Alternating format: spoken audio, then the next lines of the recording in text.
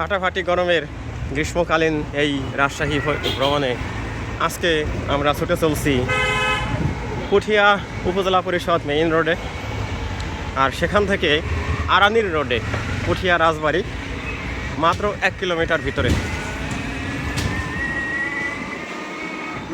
মনে রাখবেন এই সিজনে অর্থাৎ আজকে হলো জুন মাসের 4 তারিখ, যেই পরিমাণ শারীরিক এনার্জি খরচ হবে শরীর থেকে, কী পরিমাণ যে ঘাম ঝরবে আর কী পরিমাণ এনার্জি যে খরচ হবে, সেই এনার্জির হিসাব নিকাশ করে এই সিজনে আপনারা ট্যুর প্ল্যান করবেন। আর যদি আবহাওয়া ভালো অর্থাৎ বৃষ্টির সিজন যদি এই গ্রীষ্মকালেই বৃষ্টির যোগ থাকে তাহলে মানানসই, আর তা না হলে কিন্তু মানে অর্ধমৃত হয়ে যাবেন। ঠিক এমনই কন্ডিশনে আমরা ফেস করছি আজ। বিল্লাল ভাই বলছিল যে একটু জিরাই, কিন্তু কোথায় জিরাবো? যেখানে দাঁড়াবো সেখানেই গরম, ঘাম ঝরে দর দর, মানে ফাটানি টাটানি, অস্থিরতা, ব্যথা, যন্ত্রণা। হোটেলে খেতে বসেছিলাম, সেখানেও ফ্যানের বাতাস কোলায় না, মনে হয় যেন কেঁদে বাঁচি। কি এক কন্ডিশন! সুস্বাদু তরকারিও স্বাদ লাগে না গরমের দাপটে। তারপরেও রাজবাড়িতে ঢুকলে কী যে অবস্থা হবে জানি না। একটু পরেই রাজবাড়ি আমরা প্রবেশ করব। এই যে বাম পাশে পুঠিয়া থানা, আর থানার পরেই হলো পুঠিয়া রাজবাড়ি। তবে পুঠিয়া রাজবাড়ি দুটো অংশে বিভক্ত, রাস্তার এই পাশ এবং রাস্তার ওই পাশ। আর প্রথমেই পাবেন বিরাট দিঘি, এটাই হলো থানা। আমরা দিঘি পর্যন্ত চলে এসেছি। এখানে বসার জায়গা আছে, দিঘির পানিতে শ্যাওলা পরে আছে। আম বাগানের নিচ দিয়ে একজন মনে হয় মাছ ধরতেছে। ওই যে ঘাটলা পাতা।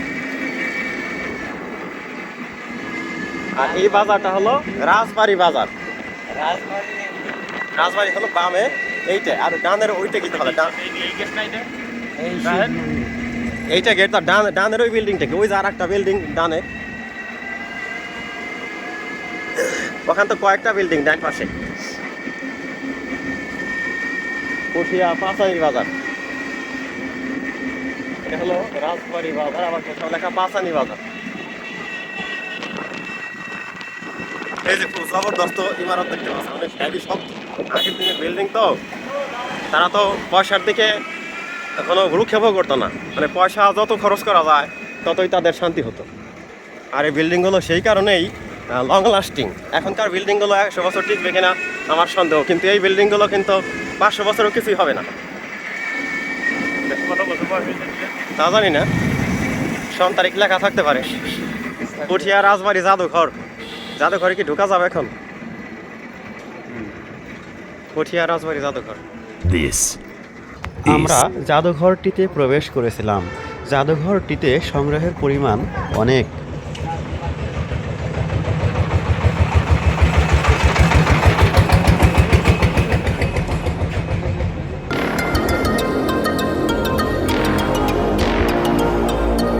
এই তো বিল্ডিংয়ের ছাদ দেখেছেন, লোহার স্লিপার, লোহার স্লিপার, লোহার স্লিপার দেওয়া হয়েছে। টিকিট কাটতে হবে এখানে। টিকিট কয় টাকা ভাই? 30 টাকা। আমরা তিনজন 80 টাকা। আমি দেই। রাজবাড়ির মাঠের ওপারে ওটা একটা মন্দির দেখতে পাচ্ছেন।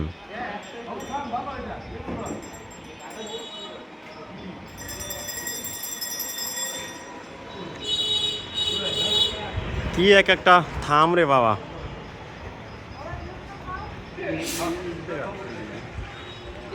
ঢাকায় যে মেট্রো রেলের থাম ঠিক সেরকম হেভি একটা।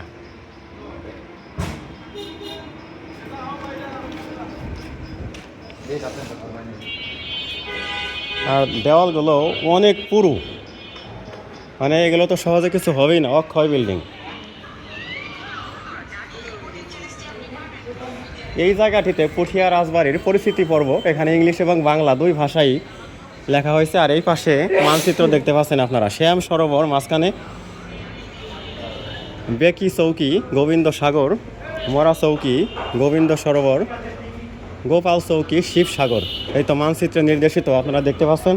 আর এই পাশে সংরক্ষিত প্রত্নস্থল রাজশাহী বিভাগ, এখানে জেলা মানচিত্র দেওয়া আছে। রাজশাহী বিভাগের জেলা মানচিত্র, ঠিক এই জেলা মানচিত্রে আপনার পুঠিয়া রাজবাড়ি, এটা হলো রাজশাহী বিভাগের রাজশাহী জেলার পুঠিয়া থানায়।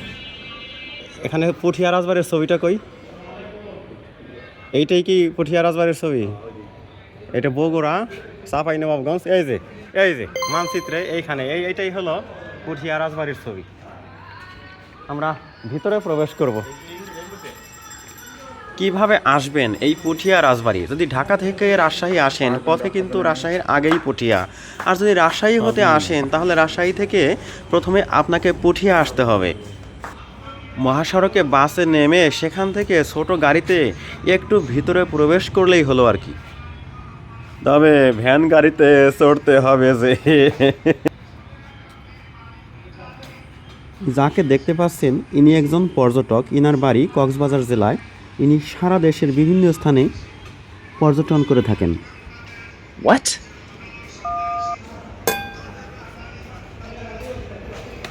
জাদুঘর দ্বিতীয় তলায়। ভিতরে তো অনেক ঠান্ডা বাতাস, সম্ভবত দক্ষিণে বাতাস ভিতর দিয়ে প্রবেশ করতেছে।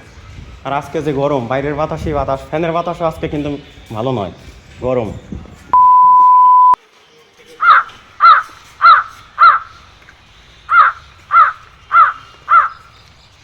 এই যে ফুল চত্বর, রাজা রানী সবাই মনে হয় এখানে আরামায়েশ করতো, ঘুরতো। সেদিনের সেই ইতিহাস অতীত হয়ে গেছে, আজকে শুধু স্মৃতিগুলো পড়ে আছে। স্তরে স্তরে সজ্জিত হয়ে আছে ইতিহাস।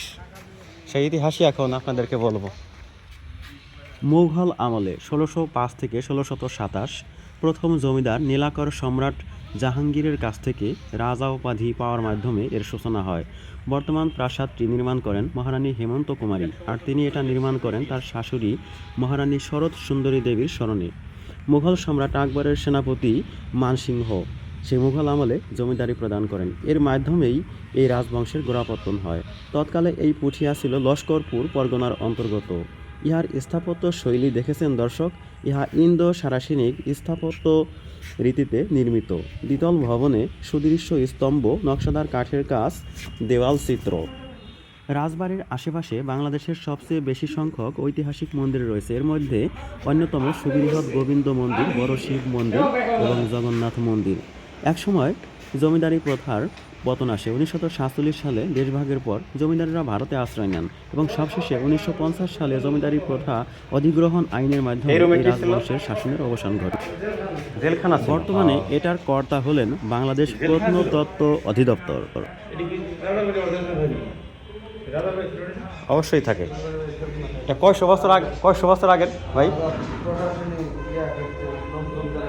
সব কিছুই ছিল, প্রশাসনিক কেন্দ্রস্থল তো। বিচার সালিশ হইতো এবং মানুষকে কারাগারে রাখা হইতো অপরাধীদের।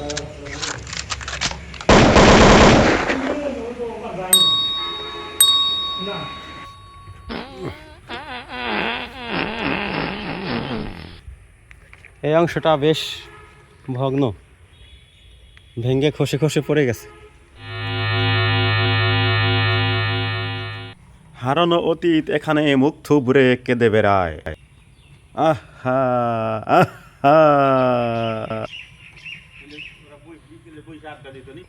রাজার বাড়ির ফুলগুলো আমাকে যেন ডাকে।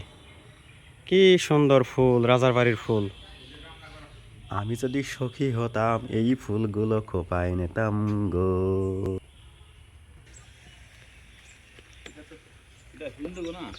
হ্যাঁ, হিন্দু রাজবাড়ি তো।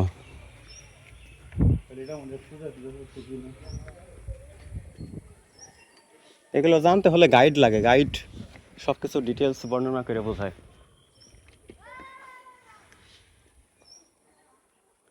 এটা অনেক সুন্দর একটা ভবন। এটা যে কি ছিল আমরা জানি না, তথ্য অবগত হওয়ার পর এই ভিডিওতেই অ্যাড করে দেব।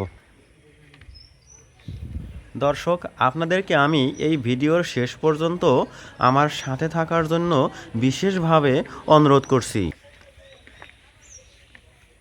এটা তো সেই প্রাচীনকালের যে টালি ব্যবহার করা হয়েছে, চিত্র বিচিত্র, খুবই নকশাদার ডিজাইনপূর্ণ টালিগুলো এখানে বসানো হয়েছে। টেরাকোটা বলে না, টেরাকোটা, পোড়ামাটির ফলক, টেরাকোটা। এবং এতটুকু বিল্ডিং অথচ এর দেওয়াল কিন্তু অনেক পুরু, কয়েক ফুট, প্রায় 3 থেকে 4 ফুটের কমপক্ষে হবে, 4 ফুট 5 ফুট পুরু এই ওয়াল। এতটুকু বিল্ডিংয়ের ওয়াল প্রায় 5 ফুট পুরু। সাধারণত বাংলাদেশের আবহাওয়ায় প্রাচীন ইমারত বেশি দিন টিকে না, তারপরেও কিন্তু এসব বেশ টিকে আছে। পুঠিয়া রাজবাড়ি কিন্তু বিশাল এরিয়া জুড়ে, আশেপাশে অনেক জরাজীর্ণ ভবন রয়েছে, যেমন সারানি জমিদার বাড়ি, সেটা কিন্তু বাংলাদেশ প্রত্নতত্ত্ব অধিদপ্তরের হাতে নেই। আর সে কারণেই সেই সারানি জমিদার বাড়ির ভবনগুলোর অবস্থা অত্যন্ত জরাজীর্ণ হয়ে পড়েছে। রাজবাড়ির ওই চটকদার ফুলগুলো এত ফ্রেশ এই গরম আবহাওয়ায়, মনে হচ্ছে যেন পরিষ্কার কোনো ডিটারজেন্ট দিয়ে গোসল করে উঠেছে একটু আগে। এত ফ্রেশ, এত সজীব লাগছে ফুলগুলোকে, বলাই বাহুল্য। আপনারা এই রাজবাড়িতে আসলে অসংখ্য পাখির ডাক শুনতে পান। শুধু পাখির ডাক নয়, চারপাশের নির্মল প্রাকৃতিক কোমলতা আর অনেক দিঘি রয়েছে। এখানে বিশাল এলাকা জুড়ে মোট দিঘির সংখ্যা 6টি। আমি এই পাশে আর একটা দিঘি দেখতে পাচ্ছি, দেওয়ালের উপর ওঠা নিষেধ। এখানে তো এই দিঘিটি আমার ভালো লেগেছে। পানির ভিতরে এমন করে ওয়ালগুলো নির্মাণ করা হয়েছে যে তার মাঝখানে জানালার মতো করিডোর রাখা হয়েছে বাইরে থেকে নির্মল পানি আসার জন্য। এখানে মহিলাগণ নিরিবিলি পরিবেশে গোসল করতে পারবেন, সেই সুযোগই এখানে রয়েছে। ওই যে করিডোর তৈরি করা হয়েছে মূল দিঘির সাথে, এই হাউসটির কিন্তু করিডোর তৈরি করা হয়েছে। সম্ভবত এটা গোসলখানা ছিল, সিঁড়ি দিয়ে নামার ব্যবস্থা রয়েছে এখানে।